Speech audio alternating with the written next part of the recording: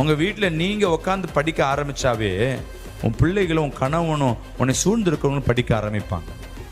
அல்லேலூயா. பிள்ளைகளுக்கு முதலாவது என் தாய் தகப்பன் உண்மை உள்ளவங்கன்றது உங்களுக்கு கண்டு அவங்க முதல்ல அடையாளம் மாறணும். உங்க வாழ்க்கை தாறுமாறா இருந்ததுன்னா உன்னை சூழ்ந்திருக்கிறவங்க உண்மையில் அற்றவர்களாய் மாறுவாங்க. அல்லேலூயா. இன்னைக்கு கர்த்தர் உங்களோடு பேசி கொண்டிருக்கிறார். என் தேவ வார்த்தை உங்களோடு இடைப்பட்டு கொண்டிருக்கு. தேவன் உண்மை உள்ளவர், அதனால உங்களையும் உண்மை உள்ளவராய் பார்க்கிறேன்.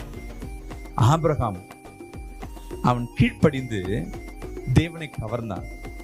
மோசே உண்மை உள்ளவனா இருந்துட்டு தேவனை கவர்ந்தான். மோசே இடத்துல அவனை குறிச்சு தேவன் பேசல, நீ எனக்கு உண்மையானவனா இருந்தன்னு அப்படி சொல்லல. இன்னொருத்தர்கிட்ட போய் சொல்றாரு, விசுவாசிக்கிட்ட போய் பேசுறாரு, என் புள்ள அவன் உண்மை உள்ளவன், என்னை கவர்ந்தவன், அவன்கிட்ட முகமுகமா பேசுறவன், உங்களை மாதிரி எல்லாம் கிடையாது.